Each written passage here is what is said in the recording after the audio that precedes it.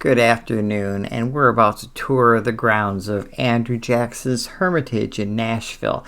And we're going to see next to the garden the burial locations of both he and his wife Rachel.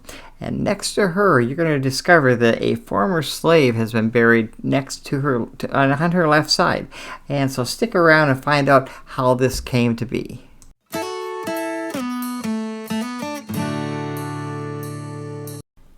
I'd like to read to you an ad that Andrew Jackson had printed up and passed around the states north of Tennessee during the time that he was at the Hermitage. It says, "Stop the runaway, $50 reward." Eloped from a subscriber. Living near Nashville on the 25th of June, a mulatto man slave, about 30 years old, 6 feet and an inch high. He is stoutly made and active, talks sensibly, stoops in his walk, and has a remarkable large foot. Will pass free man.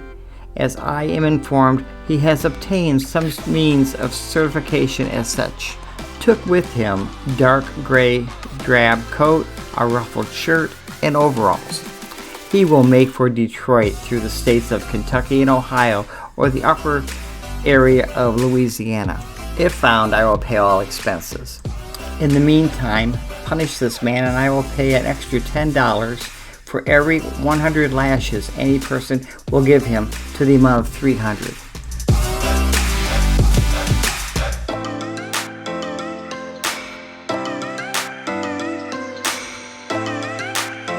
When I originally considered touring the Hermitage, it was during the times of the Black Lives Matter protests in 2020, and some suggested that I wait because of Jackson's dealings with Native Americans and his being a slave owner. That last point was the reason why I decided to do this video, because I was told that the people that work there handled that situation as honestly as they could. You're looking at the view from the observation balcony from the Hermitage. The trees you see were not there at the time that he was living there. The purpose of this deck was to allow them to watch their slaves, making sure they were working and out in the fields, and it also allowed the slaves to look up at them so that they knew they were being watched. We are at this time beginning the In Their Steps tour of the Hermitage. As we cover the outer grounds of the home, I'd like to convey the importance of slavery to the wealth of Andrew Jackson.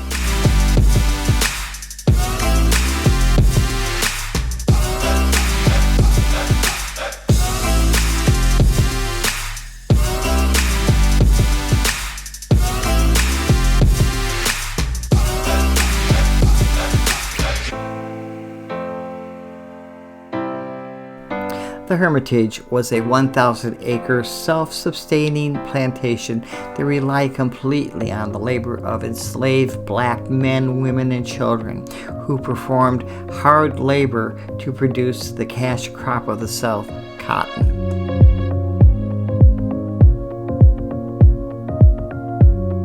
The more land Andrew Jackson purchased, the more slaves he bought to work it, maxing out at 150. But in his lifetime, he owned over 300 lives.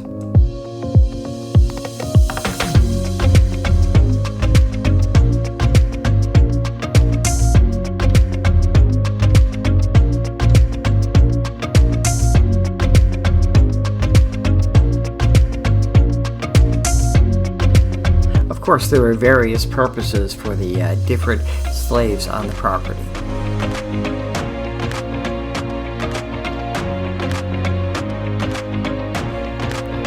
Of course, you had the largest amount of slaves working with the cash crop, which was cotton. Also, Andrew Jackson raised racehorses, as well as they had a large amount of hogs on the property that they raised and slaughtered.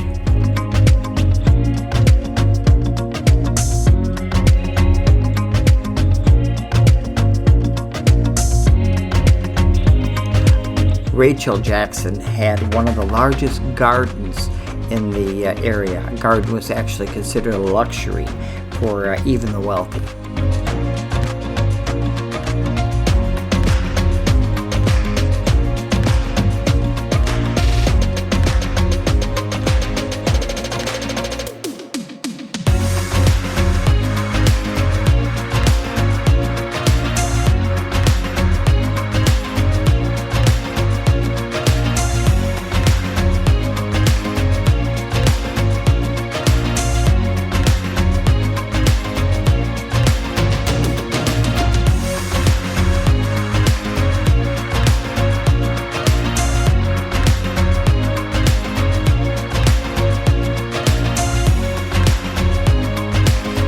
And right now we're about to do the turn and walk into the garden, and you're going to notice that there aren't a whole lot of plants right now. It's February, and this is not the most colorful time for growth. And I was told that I need to go back in the spring and summer to see the garden at its best.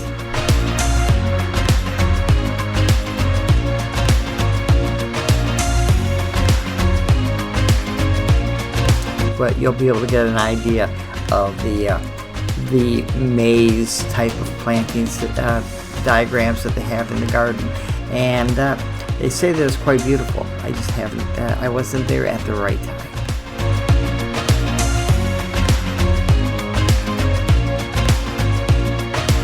And I wanted to mention that Andrew Jackson had up to 150 slaves working on the plantation for him.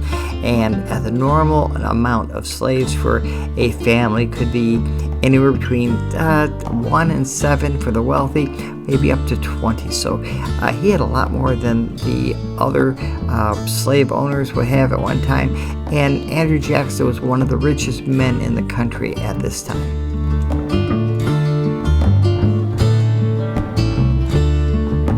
And now I'd like to look at some of the shelters that were used by the slaves and former slaves that lived on the Hermitage property. When you visit the Hermitage, the one name you're going to hear is Alfred Jackson. And Alfred lived at the Hermitage longer than any person, white or black.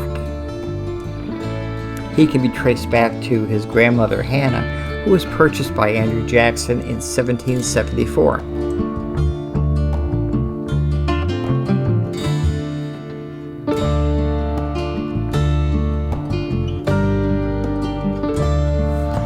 Hannah had a small child named Betty, who was Alfred's mother, and she also had 2 other children. I don't have their names.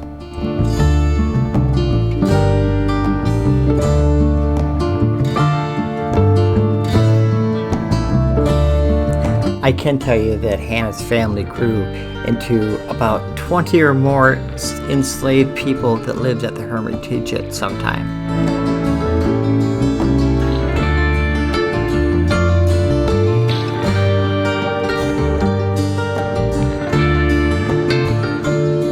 Jackson encouraged his slaves to form family units. This was something that a lot of the slave owners would do because it kept them in one place, and they had less runaways because of the system.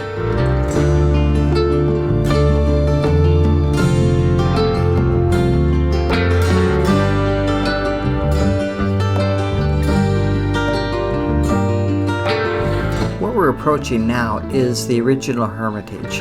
This was where Jackson lived while they're building the main home, and originally this was the top floor of a 2-story building.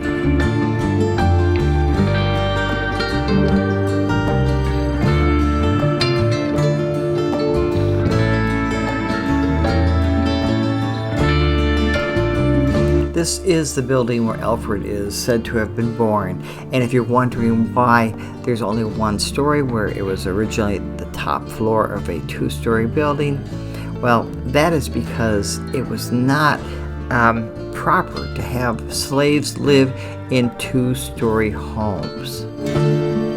As you can guess, a dwelling there would be a 2-story home would be considered something that a wealthy family would probably live in. It's not something proper for these slaves to live in.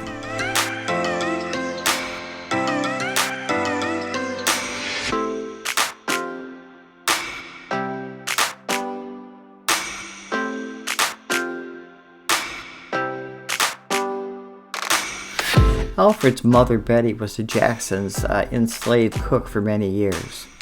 She inherited the job from her mother, Hannah, and Alfred's father was Ned, and he was an enslaved carpenter on the property.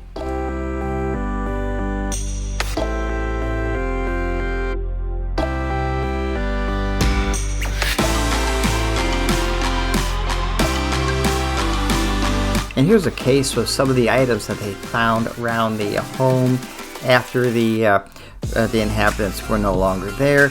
And one thing that I found interesting was that there were several pieces of guns, hammers and triggers and that sort of thing.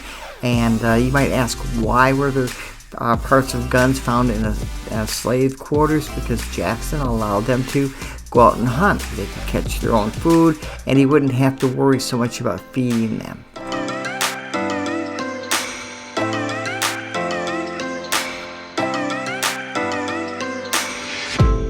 And here I wanted to give you sort of a panoramic view of the property. I wanted you to see how large it was and the reason why they needed so many slaves to work the land. This is a big place. If you look off the distance, you'll see you could see the home and some of the slave quarters.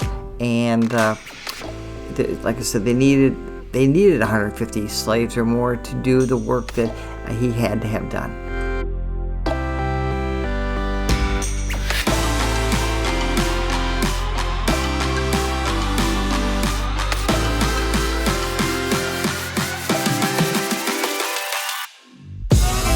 Alfred had various jobs on the plantation, but mainly he assisted with the horses and maintained the wagons and the farm equipment.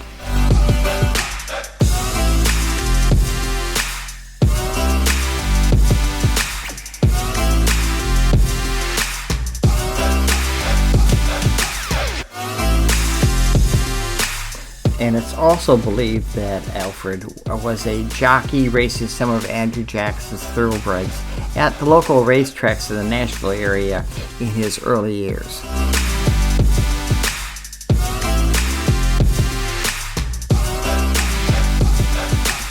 In 1848, Jackson hired Roland Brinkerhoff to be the tutor for his two sons and for his wife's nephews.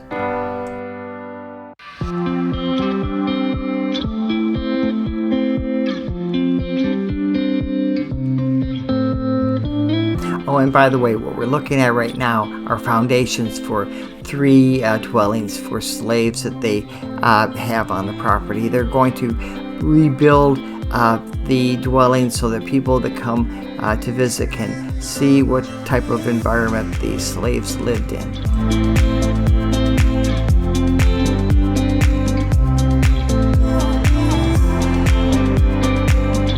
But as I was saying, Alfred was walking with Brinkerhoff, the tutor, one day, and Alfred said to him, "You white folks have easy times, don't you?"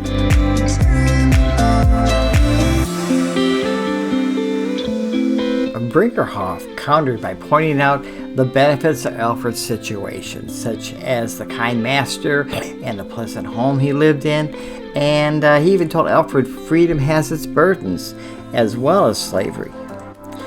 And at this point, Alfred looked at Brinkerhoff and asked, "How would you like to be a slave?"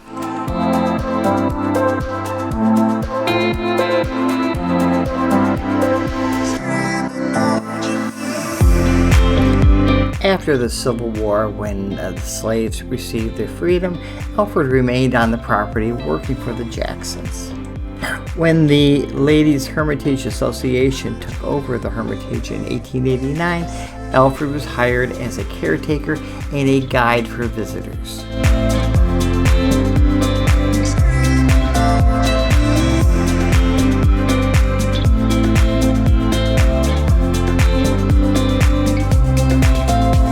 Alfred passed away at the Hermitage on September 4th, 1901.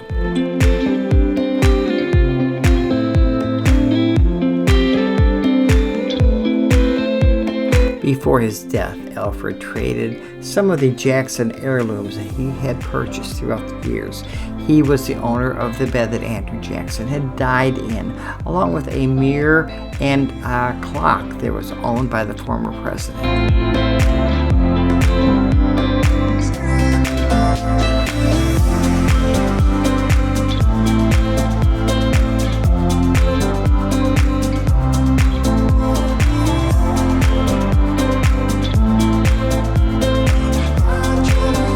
created these items for three things. First, he wanted to be able to live at the Hermitage for the rest of his life. Second, when he passed away, he wanted his funeral to be held at the mansion in the Hermitage. And third, he wanted to be buried with the Jackson family. And right here we have the graves of Andrew Jackson and his wife Rachel. To her right, you're going to see the grave marking and the grave for Alfred Jackson, and so the deal he made did work out for him. So thank you again for stopping by, and please hit like if you enjoyed yourself here, and subscribe if you would like to be on our notification list. And so have a great day, and goodbye.